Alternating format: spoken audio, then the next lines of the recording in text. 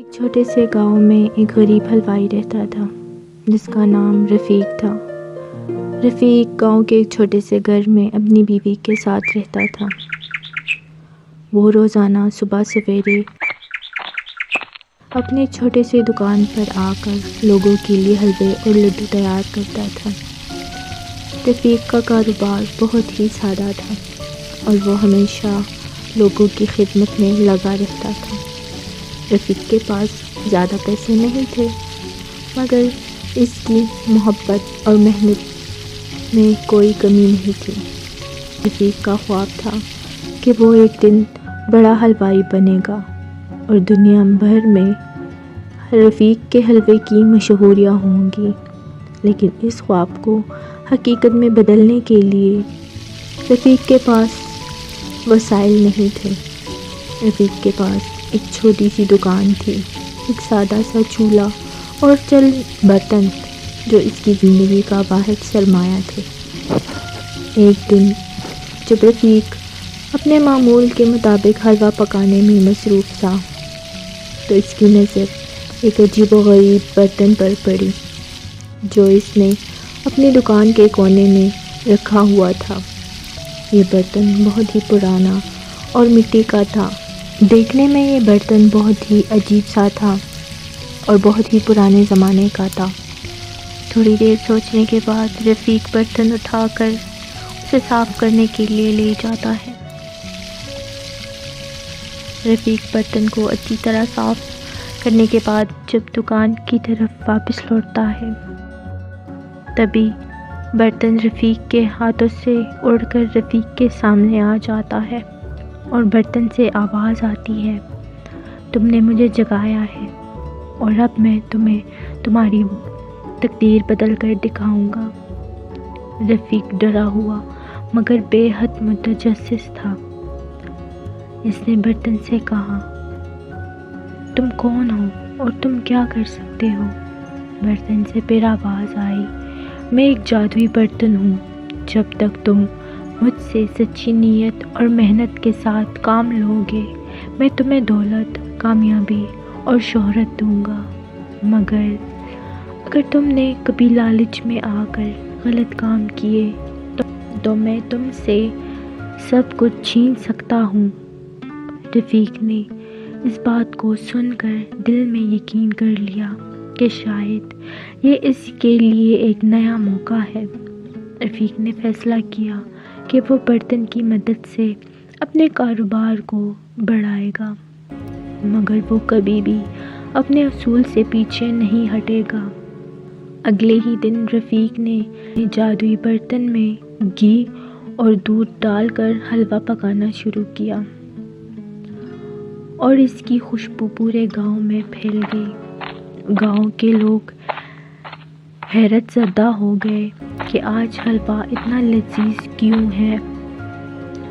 کچھ ہی دیر میں رفیق کی دکان پر گاؤں کے لوگ جمع ہونے لگے اور اس کے حلوے کی تعریفیں کرنے لگے۔ رفیق نے اس کامیابی کو دیکھتے ہوئے جادوئی برتن کی طاقت کا بھرپور فائدہ اٹھایا۔ اس نے مزید حلوہ پکایا، مزید لڈو تیار کیے اور لوگوں کی خدمت میں لگا رہا۔ رفیق کی دکان پر رش بڑھنے لگا اور گاؤں کے لوگ رفیق کے حلوے کے دیوانے ہو گئے۔ کچھ مہینوں بعد رفیق کا کاروبار اتنا بڑھ گیا کہ وہ شہر کے بڑے بازار میں ایک نئی دکان کھولنے کے قابل ہو گیا۔ رفیق نے جادوئی برتن کی مدد سے نئے نئے ذائقے تیار کیے اور لوگوں میں اپنی شہرت کو مزید بڑھایا۔ رفیق کی شہرت بڑھتے بڑھتے پورے علاقے میں پھیل۔ ایک دن ایک بہت بڑے تاجر نے اس کی دکان کا معائنہ کرنے کے لیے آنا شروع کیا۔ اس تاجر کا نام مراد علی تھا اور وہ بہت دولت مند تھا۔ مراد علی نے رفیق سے کہا، میں تمہاری محنت اور حوصلے کا متعارف ہوں، لیکن تمہاری دکان کو مزید بڑھانے کے لیے تمہیں بڑی سرمایہ کاری کی ضرورت ہوگی۔ رفیق نے مراد علی کی بات سنی اور سوچا کہ یہ ایک بہت بڑا پیشکش ہے۔ لیکن رفیق نے اس سے کہا، میرے پاس جو کچھ ہے وہ میں نے اپنی محنت اور جادوئی برتن کی مدد سے حاصل کیا ہے۔ میں کسی اور سے مدد نہیں لینا چاہتا۔ مراد علی ہنستے ہوئے بولا، کیا تم سمجھتے ہو کہ تمہیں اپنی جادوئی برتن کی طاقت سے کامیابی ملی ہے؟ میں تمہیں بتا دوں کہ تمہاری برتن کی جادو کا راز میرے پاس ہے۔ میں نے اس برتن کو خود بنایا تھا اور یہ تمہیں صرف میری اجازت سے ہی کام دے گا۔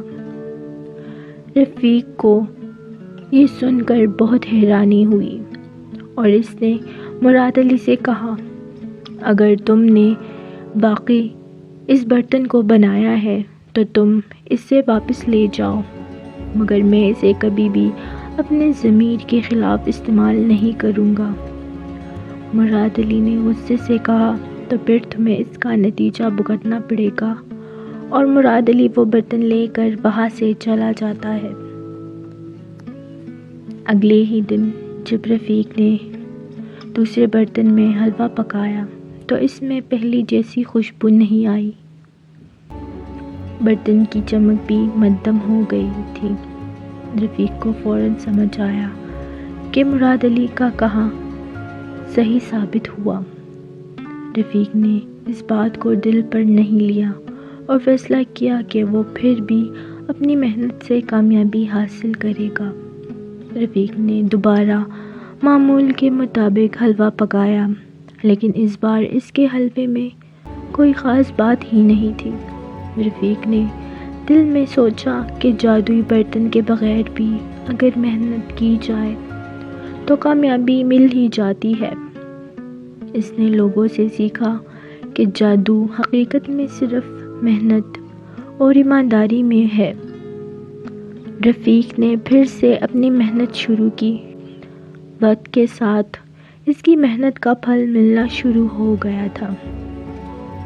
اس نے اپنے کام کو اور بہتر بنایا اور جلد ہی اس کا کاروبار اتنا بڑھ گیا کہ وہ دوبارہ شہر کا سب سے معروف حلوائی بن گیا۔ یہ کہانی ہمیں سکھاتی ہے کہ جادو، دولت یا وسائل ہمیشہ کامیابی کی ضمانت نہیں ہوتے ہیں۔ حقیقی کامیابی محنت، ایمانداری اور سچے نیت میں ہے۔